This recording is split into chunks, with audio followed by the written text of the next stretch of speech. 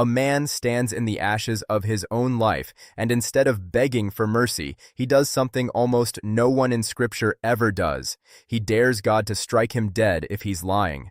Job has already lost his children, his health, his wealth, and now, after 3 friends spent chapters accusing him, he's lost his reputation too.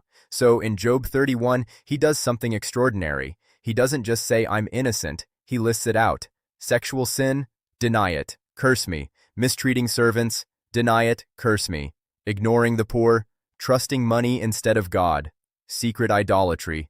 Hidden sin covered up like Adam did in the garden.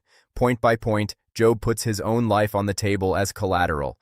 This is the most serious oath in the entire Old Testament, and Job swears it while sitting in a pile of ash with sores covering his body. Welcome back to Daily Bread Chronicles C20. I'm so glad you're here. Today is day 193 of the One Story That Leads to Jesus reading plan from BibleProject. You can find the full plan at BibleProject.com. We're reading Job chapters 29 through 31, alongside Psalm 38. Job 29 opens with a man remembering better days. "Oh, that I were as in the months of old," he says, "when the friendship of God was upon my tent." Job 29:2-4. He recalls being honored at the city gate, young men stepping aside, elders rising to their feet, princes falling silent when he spoke. He was eyes to the blind and feet to the lame. Job 29:15. He believed he'd die in his own home, in old age like the phoenix. Job 29:18. Surrounded by respect he'd earned through decades of integrity. Job 30 is the gut punch reversal. The very men whose fathers Job would have disdained to put with the dogs of my flock, Job 31, now mock him openly. He's become a byword, spat on, hunted by terror, his skin blackened and falling from his body. "I cry to you for help and you do not answer me." Job 30:20. Then Job 31 shifts entirely. Job stops describing his pain and starts building his defense, a legal oath, structured almost like a contract. "I have made a covenant with my eyes. How then could I gaze at a virgin?" Job 31:1. He works through sin after sin, lust, dishonesty, adultery, injustice to servants, neglect of the poor, greed, hidden idolatry, secret sin. After nearly every one, he invites judgment on himself if he's lying. It's the boldest self-curse in the Old Testament, a man staking his own life on his integrity. Did you know? Job 31:35 contains a striking legal image. Job says, "Here is my signature. Let the Almighty answer me." He's speaking the language of an ancient court, essentially demanding God take the witness stand. Job's integrity wasn't performative. It held up under the worst possible pressure. What does it look like to live with a clean hands conscience even when no one's watching and everything's falling apart? Which sin on Job's list surprises you most that he included it? Drop it below. Job's final defense. Chapter 29. Job continued his discourse. "How I long for the months gone by, for the days when God watched over me, when his lamp shone on my head and by his light I walked through darkness. Oh, for the days when I was in my prime, when God's intimate friendship blessed my house, when the Almighty was still with me and my children were around me, when my path was drenched with cream and the rock poured out for me streams of olive oil. When I went to the gate of the city and took my seat in the public square, the young men saw me and stepped aside, and the old men rose to their feet. The chief men refrained from speaking and covered their mouths with their hands. The voices of the nobles were hushed, and their tongues stuck to the roof of their mouths. Whoever heard me spoke well of me, and those who saw me commended me, because I rescued the poor who cried for help, and the fatherless who had none to assist them. The one who was dying blessed me. I made the widow's heart sing. I put on righteousness as my clothing. Justice was my robe and my turban. I was eyes to the blind and feet to the lame. I was a father to the needy. I took up the case of the stranger. I broke the fangs of the wicked and snatched the victims from their teeth. I thought, I will die in my own house, my days as numerous as the grains of sand. My roots will reach to the water, and the dew will lie all night on my branches. My glory will not fade. The bough will be ever new in my hand. People listened to me expectantly, waiting in silence for my counsel. After I had spoken, they spoke no more. My words fell gently on their ears. They waited for me, as for showers, and drank in my words as the spring rain. When I smiled at them, they scarcely believed it. The light of my face was precious to them. I chose the way for them, and sat as their chief. I dwelt as a king among his troops. I was like one who comforts mourners. Chapter 30. But now they mock me, men younger than I, whose fathers I would have disdained to put with my sheepdogs. Of what use was the strength of their hands to me, since their vigor had gone from them? Haggard from want and hunger, they roamed the parched land in desolate wastelands at night. In the brush they gathered salt herbs, and their food was the root of the broom bush. They were banished from human society, shouted at as if they were thieves.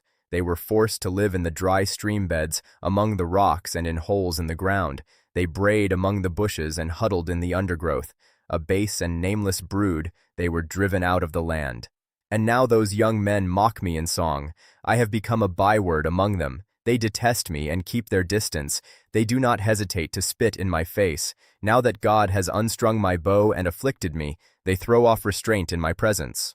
On my right the tribe attacks. They lay snares for my feet. They build their siege ramps against me. They break up my road. They succeed in destroying me. No one can help him, they say. They advance as through a gaping breach. Amid the ruins they come rolling in. Terrors overwhelm me. My dignity is driven away as by the wind. My safety vanishes like a cloud. And now my life ebbs away. Days of suffering grip me. Night pierces my bones. My gnawing pains never rest. In his great power God becomes like clothing to me. He binds me like the neck of my garment. He throws me into the mud, and I am reduced to dust and ashes. I cry out to you, God, but you do not answer. I stand up, but you merely look at me. You turn on me ruthlessly. With the might of your hand you attack me. You snatch me up and drive me before the wind. You toss me about in the storm. I know you will bring me down to death, to the place appointed for all the living. Surely no one lays a hand on a broken man when he cries for help in his distress. Have I not wept for those in trouble? Has not my soul grieved for the poor? Yet when I hoped for good, evil came. When I looked for light, then came darkness. The churning inside me never stops. Days of suffering confront me. I go about blackened, but not by the sun. I stand up in the assembly and cry for help. I have become a brother of jackals, a companion of owls. My skin grows black and peels. My body burns with fever. My lyre is tuned to mourning, and my pipe to the sound of wailing. Chapter 31. I made a covenant with my eyes not to look lustfully at a young woman. For what is our lot from God above, our heritage from the Almighty on high? Is it not ruin for the wicked, disaster for those who do wrong? Does he not see my ways and count my every step? If I have walked with falsehood or my foot has hurried after deceit, let God weigh me in honest scales, and he will know that I am blameless. If my steps have turned from the path, if my heart has been led by my eyes, or if my hands have been defiled, then may others eat what I have sown, and may my crops be uprooted. If my heart has been enticed by a woman, or if I have lurked at my neighbor's door, then may my wife grind another man's grain, and may other men sleep with her. For that would have been wicked, a sin to be judged. It is a fire that burns to destruction. It would have uprooted my harvest. If I have denied justice to any of my servants, whether male or female, when they had a grievance against me, what will I do when God confronts me? What will I answer when called to account? Did not he who made me in the womb make them? Did not the same one form us both within our mothers? If I have denied the desires of the poor or let the eyes of the widow grow weary, if I have kept my bread to myself, not sharing it with the fatherless, but from my youth I reared them as a father would, and from my birth I guided the widow, if I have seen anyone perishing for lack of clothing, or the needy without garments, and their hearts did not bless me for warming them with the fleece from my sheep, if I have raised my hand against the fatherless, knowing that I had influence in court, then let my arm fall from the shoulder, let it be broken off at the joint. For I dreaded destruction from God, and for fear of his splendor I could not do such things. If I have put my trust in gold or said to pure gold, you are my security, if I have rejoiced over my great wealth, the fortune my hands had gained, if I have regarded the sun in its radiance, or the moon moving in splendor, so that my heart was secretly enticed, and my hand offered them a kiss of homage, then these also would be sins to be judged, for I would have been unfaithful to God on high. If I have rejoiced at my enemy's misfortune or gloated over the trouble that came to him, I have not allowed my mouth to sin by invoking a curse against their life. If those of my household have never said, "Who has not been filled with Job's meat?" But no stranger had to spend the night in the street, for my door was always open to the traveler. If I have concealed my sin as people do, by hiding my guilt in my heart because I so feared the crowd and so dreaded the contempt of the clans that I kept silent and would not go outside, oh, that I had someone to hear me! I sign now my defense. Let the Almighty answer me. Let my accuser put his indictment in writing. Surely I would wear it on my shoulder. I would put it on like a crown. I would give him an account of my every step. I would present it to him as to a ruler. If my land cries out against me, and all its furrows are wet with tears, if I have devoured its yield without payment or broken the spirit of its tenants, then let briars come up instead of wheat and stinkweed instead of barley. The words of Job are ended. Thank you for spending part of your day in God's Word with me. If this reading is feeding your soul, please like, subscribe, and share it with someone who needs it today. Tomorrow we continue in Job, chapters 32 to 34, with Psalm 39.